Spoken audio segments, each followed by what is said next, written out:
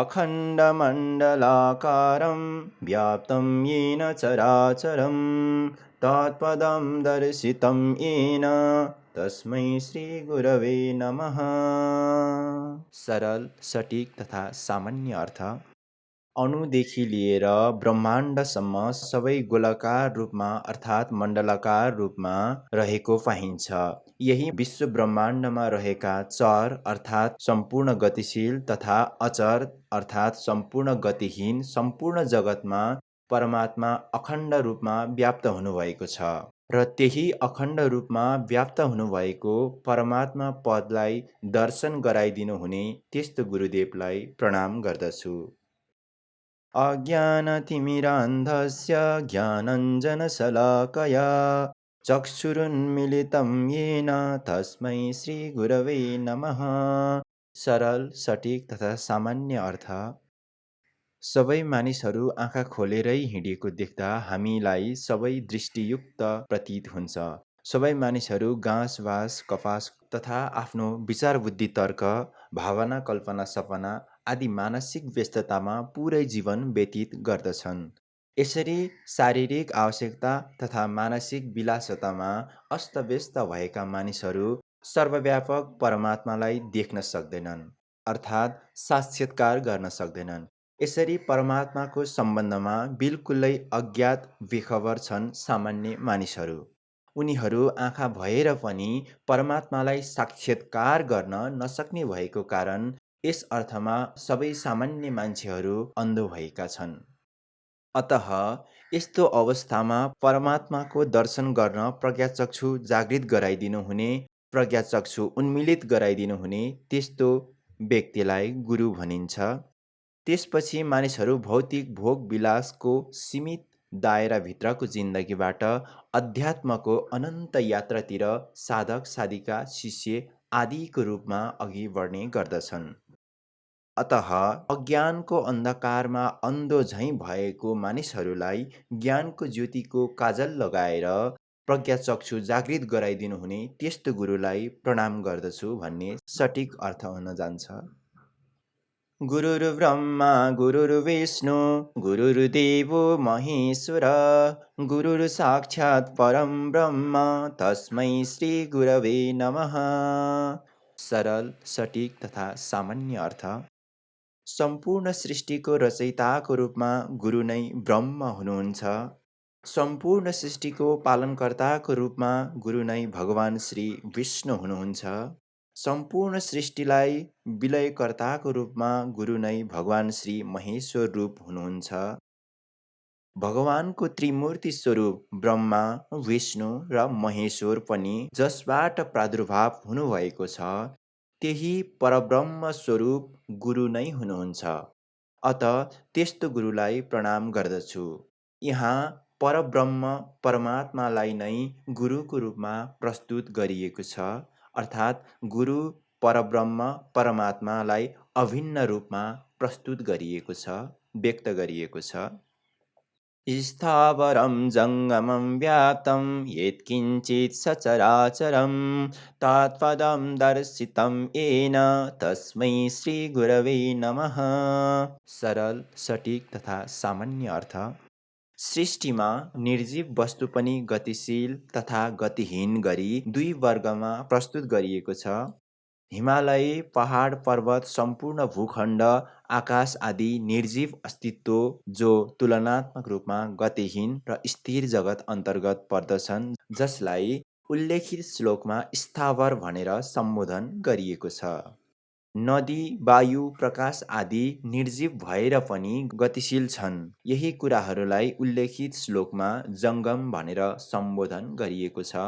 स्वैच्छिक रूपमा गतिशील हुन सक्ने जीव तथा वनस्पति जगतलाई यहाँ चर शब्दबाट सम्बोधन गरिएको छ भने स्वैच्छिक रूपमा गतिशील हुन नसक्ने जीव तथा वनस्पति जगतलाई यहाँ अचर शब्दले सम्बोधन गरिएको छ। अतः स्थावर तथा जङ्गम पञ्चमहाभूत आधारित अस्तित्व एवं उक्त अस्तित्वभित्र रहने चर तथा अचर सम्पूर्ण जीव तथा वनस्पति जगत जे जति पनि छन् सबैमा व्याप्त हुनुभएको परमात्मा पदको दर्शन गराइदिनु हुने त्यस्तो गुरुलाई प्रणाम गर्दछु।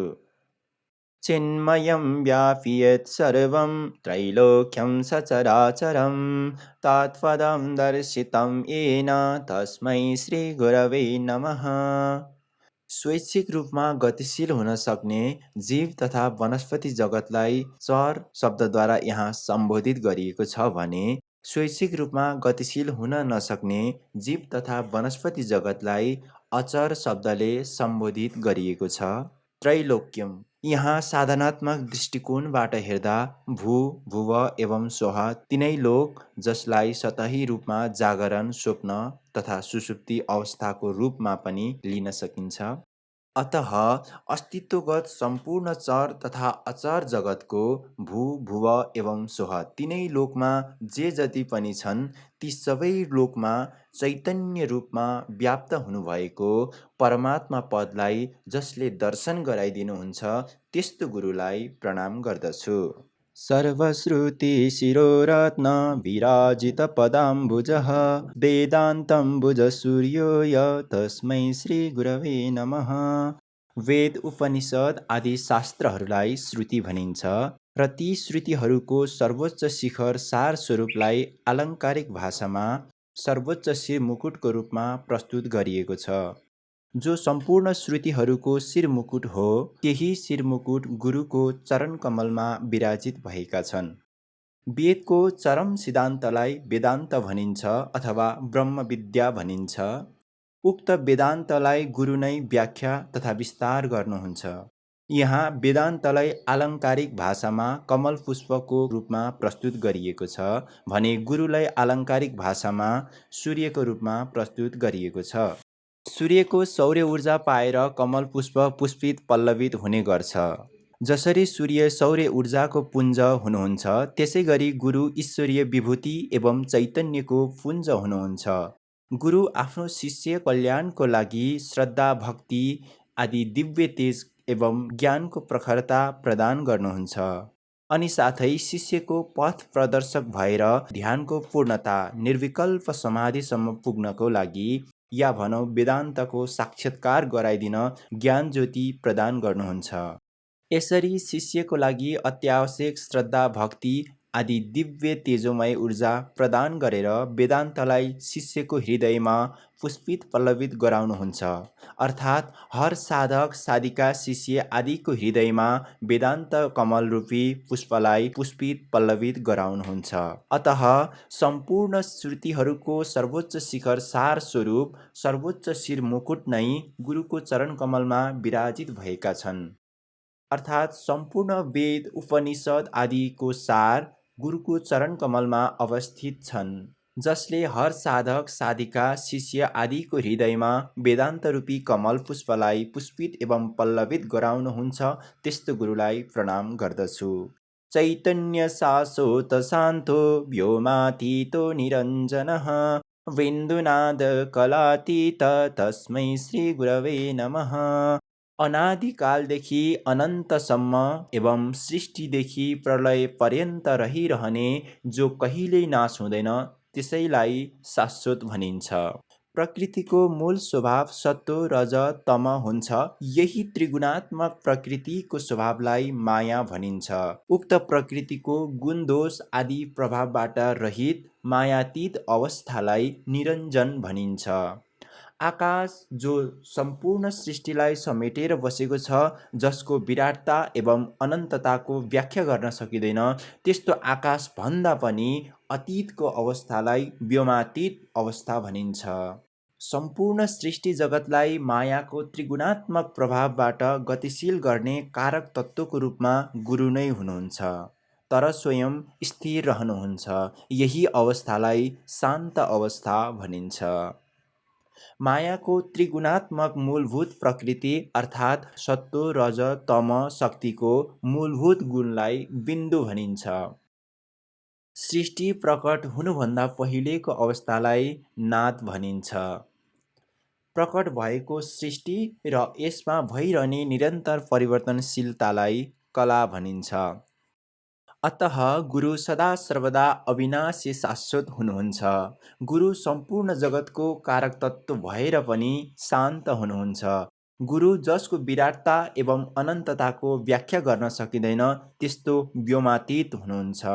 गुरु प्रकृतिको गुणदोष आदि प्रभावबाट रहित मायातीत त्यस्तो निरञ्जन हुनुहुन्छ एवं बिन्दु नाद कलाबाट अतीत हुनुहुन्छ। त्यस्तो चैतन्य स्वरूप गुरुलाई प्रणाम गर्दछु। ज्ञानशक्ति समारूढ तत्त्वमाला विभूषित भुक्तिमुक्ति प्रदाता च तस्मै श्री गुरवे नमः। ज्ञान शक्ति समारूढ, यहाँ ज्ञान शक्ति भन्नाले बोध शक्तिलाई सम्बोधन गरिएको छ। जसको कारणले गर्दा सबै कुरा जानिन्छ त्यसैलाई यहाँ ज्ञान शक्तिको रूपमा प्रस्तुत गरिएको छ। सठिक भाषामा भन्नुपर्दा अन्तर्द्रष्टालाई नै यहाँ ज्ञान शक्तिको रूपमा प्रस्तुत गरिएको छ। सबै कुरालाई जसले बोध गर्छ, जसले ज्ञात गर्छ त्यही बीज स्वरूपलाई ज्ञान शक्ति भनिन्छ। अतः यही ज्ञान शक्तिमा गुरु आरूढ हुनुहुन्छ। समय काल परिस्थिति अनुसार जुनसुकै मनुष्य शरीर धारण गर्नु भए तापनि आखिरीमा ज्ञान शक्तिमा आरूढ भएर नै गुरु अवतरित हुनुहुन्छ। अर्थात् ज्ञान शक्तिको माध्यमबाट नै गुरु प्रकट हुनुहुन्छ। तत्त्वमाला विभूषित, परम सत्यलाई यहाँ तत्त्वको रूपमा प्रस्तुत गरिएको छ। वेदमा जसलाई तत्त्वमसि भनिएको छ, जसलाई परम तत्त्व एवं परम सत्य शब्दद्वारा पनि सम्बोधन गरिन्छ।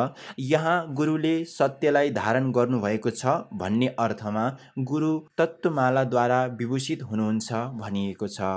भुक्ति मुक्ति प्रदाता च, सम्पूर्ण सृष्टिको अन्तिम कारक स्वरूप चैतन्य नै हुनुहुन्छ, गुरु नै हुनुहुन्छ। त्यसकारण सम्पूर्ण सृष्टिमा निहित जे जति भोग्य कुराहरू छन् त्यसको प्रदाता वही चैतन्य स्वरूप गुरु नै हुनुहुन्छ। भोग्य पदार्थ भोग्नका लागि पनि ज्ञान शक्ति चाहिन्छ। अतः भोग्य कुराहरू तथा भोग गर्ने शक्ति पनि वही परब्रह्म स्वरूप चैतन्यबाट प्राप्त हुने भएको कारणले वही परब्रह्म स्वरूप चैतन्य नै भुक्ति प्रदाता हुनुहुन्छ। ज्ञान शक्तिको माध्यमबाट नै दुःख, दारिद्र्यता, अज्ञानता आदि सम्पूर्ण सांसारिक कुराहरूबाट मुक्ति प्रदान हुन्छ। अतः परमेश्वर नै अर्थात् गुरु नै मुक्ति प्रदाता पनि हुनुहुन्छ। अतः ज्ञान शक्तिमा आरूढ एवं तत्त्वमालाद्वारा विभूषित हुनुभएको जो भुक्ति मुक्ति प्रदाता हुनुहुन्छ त्यस्तो गुरुलाई प्रणाम गर्दछु। अनेक जन्म सम्प्राप्त कर्मबन्ध विदाहिने आत्मज्ञानग्नि प्रदानेन तस्मै श्री गुरवे नमः। अनेकौं जन्ममा गरिएको कर्मबाट प्राप्त भएको संस्कार रूपी कर्मबन्धनलाई जलाएर भस्मीभूत गराउनु हुने तथा आत्मज्ञान प्रदान गर्नका लागि अग्निस्वरूप अभिप्सा प्रदान गर्नुहुने त्यस्तो गुरुलाई प्रणाम गर्दछु। शोषणं भवसिन्धुश्च ज्ञापनं सारसम्पद गुरोपादोदकं सम्यक् तस्मै श्री गुरवे नमः। गुरु नै संसार रूपी सागर भवसिन्धुलाई सुकाएर सम्पूर्ण संसार तथा विश्व ब्रह्माण्डको सारलाई ज्ञापन गराइदिनुहुन्छ, जुन चाहिँ सम्यक गुरु पूजन पश्चात चरणामृतबाट प्राप्त हुन्छ। त्यस्तो सम्पूर्ण संसारको सारलाई ज्ञात गराइदिनु हुने गुरुलाई प्रणाम गर्दछु। न गुरुरधिकं तत्त्वं न गुरुरधिकं तपः तत्त्वज्ञानात् परं नास्ति तस्मै श्री गुरवे नमः। गुरु नै परम तत्त्व स्वरूप परम सत्य परमात्मा हुनुहुन्छ। त्योभन्दा माथि कुनै तत्त्व छैन। शिष्यको लागि गुरु नै सबैभन्दा उच्चतम, उत्कृष्ट एवं श्रेष्ठतम तप हुन जान्छ, जसमा गुरु आज्ञाको सर्वोपरि रूपमा पालना गर्नु, गुरुदेवले दिनुभएको साधनालाई पूर्णताको साथ सम्पन्न गर्नु, गुरु सेवा गर्नु, गुरुदेवले दिनुभएको कामहरूलाई पूर्णताको साथ सम्पन्न गर्नु तप हुन जान्छ। यो भन्दा माथिको तप शिष्यको लागि अरू केही हुन सक्दैन। परब्रह्म स्वरूप, परम सत्य स्वरूप, परम तत्त्वको ज्ञान भन्दा माथि केही पनि छैन। त्यस्ता परब्रह्म, परम सत्य स्वरूप, परम तत्त्व स्वरूप गुरुदेवलाई प्रणाम गर्दछु। यहाँ गुरुलाई नै परब्रह्म स्वरूप, परम सत्य स्वरूप, परम तत्त्व स्वरूपको रूपमा प्रस्तुत गरिएको छ। मन्नाथ श्री जगन्नाथ मद्गुरु श्री जगद्गुरु मदात्मा सर्वभूतात्मा तस्मै श्रीगुरवे नमः। मेरो नाथ एवं सम्पूर्ण जगतको नाथ गुरु नै हुनुहुन्छ। मेरो गुरु एवं सम्पूर्ण जगतको गुरु जगद्गुरुको रूपमा गुरु नै हुनुहुन्छ। मेरो आत्मा एवं सम्पूर्ण अस्तित्वको आत्माको रूपमा गुरु नै हुनुहुन्छ।